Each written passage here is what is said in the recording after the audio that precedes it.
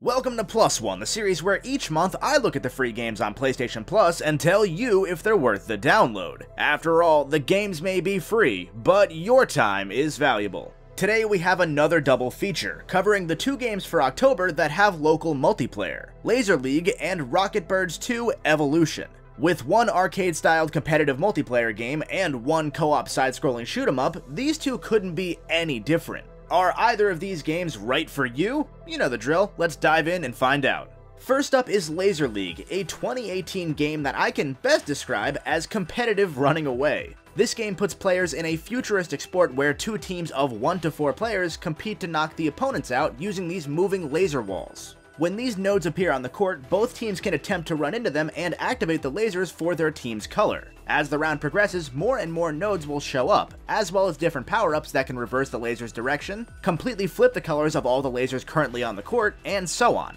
Players can run through their own lasers just fine, but they will be KO'd if they touch the opposing color. Players can also wrap around the court by running directly through one side, revive teammates by running into them, or use a number of different special abilities based on the player's class. It's a super neat concept, and very quickly it becomes a hectic, sometimes overwhelming round of quick thinking and snap decisions. One issue I have with the game though is that it seems to arbitrarily decide who gets priority if two opposing players touch the same node at the same time.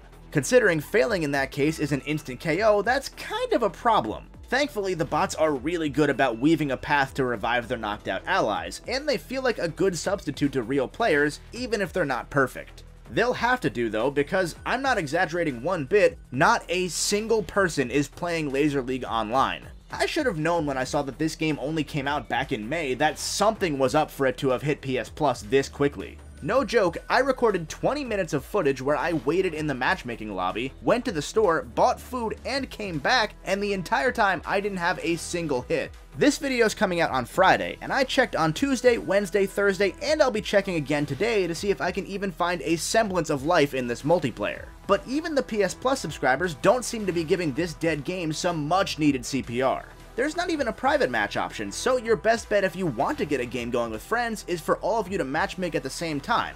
Without a player base, there's no reason to play Laser League.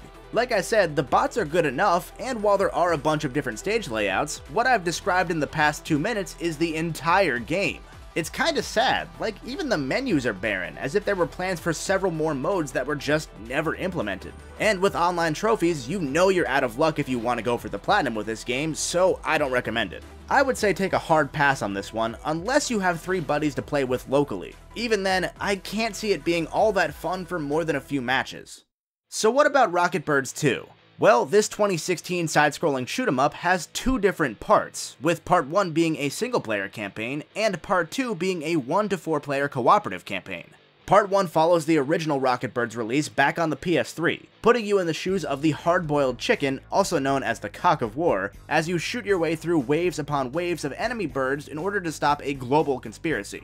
The dialogue is very cheeky, and the game has some basic crude humor that still got a few chuckles out of me. However, one of the issues I have with the game is that it loves to completely pause the action every few rooms to give you some more dialogue, especially at the start of the story.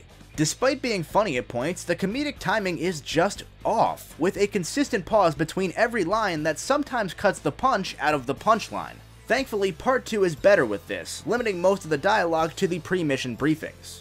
Regardless of which part you're playing, you'll be traveling through different rooms in small contained bases in order to complete specific objectives. Sometimes that'll be saving a hostage, other times it's reaching and killing a boss, and sometimes it's sneaking by enemies in a disguise. In part 1, I enjoy the maps despite some rooms blending together. The bases feel large, and often there are locked paths that require a keycard that you'll grab in a later room, making every room feel potentially special. Plus, you can use a phone you obtain at the start of the game to brainwash enemies and temporarily control them as they open doors or paths for you to advance, which adds another really neat wrinkle into the gameplay.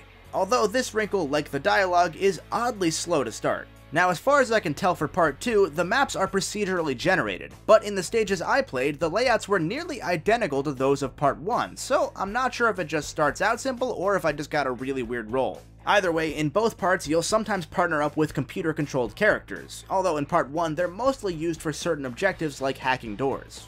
Meanwhile, in part 2, these computer buddies take the place of the friends you don't have, allowing you to play this co-op focused journey by yourself. One of Part 2's gimmicks is that you can totem up with your teammates, allowing you to mow through anything in your path with your collective firepower. That firepower is pretty varied as well, with dozens of different guns, ammo types, and so on.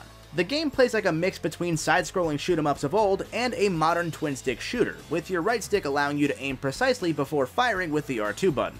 I will say that the right stick aiming feels a little bit sensitive at first though, so expect to waste a bunch of shots as you spray and pray. There is a solid enemy variety, and the game never gets too hard. Over time you can also level up your weapons by spending money, especially in Part 2. All in all, it's a fun little time, although the weird dialogue pacing meant that I couldn't really enjoy the story that much. If I'm playing a run-and-gun shooter, I don't want to take a break every few minutes for a minute or two of occasionally funny dialogue. It's just too stunted for my taste, so I ended up skipping most of the dialogue after a certain point. If nothing else, the levels are fun, and there's about 5 to 6 hours of gameplay here in just Part 1, with potentially a couple dozen hours in total if you want to go for the platinum. I would say give Rocketbirds a +1 to your collection and see if you dig it, but don't leave it sitting on your hard drive if you're not hooked after the first level or so. With a file size of 6 gigs, it feels a bit too big for the kind of game being offered here, especially if you're still on a 500GB PS4 like I stubbornly am. While we're on that topic, Laser League is 3 gigs, but I doubt many of you are going to give that one a download because, like I said, that game's as dead as the Vita. If you're watching this after October's games stop being free, Laser League is $15, which is an absolute no-go, and Rocketbirds is $10. I think 10 is actually pretty fair for it if you're itching for either a local co-op game or if you have a Vita, because Rocketbirds is a great fit for the Vita. With all that said, thanks for watching, and just as a heads up, the final +1 for October won't be hitting until about the 15th due to other videos that have to come out first. So make sure you're subscribed if you want to hear my thoughts next time on 2064 and The Bridge. In the meantime, if this video helped you decide on either of these games, make sure you hit the like button and share the video out so that we can help other PlayStation gamers too. I'll see you guys on Monday for the next video.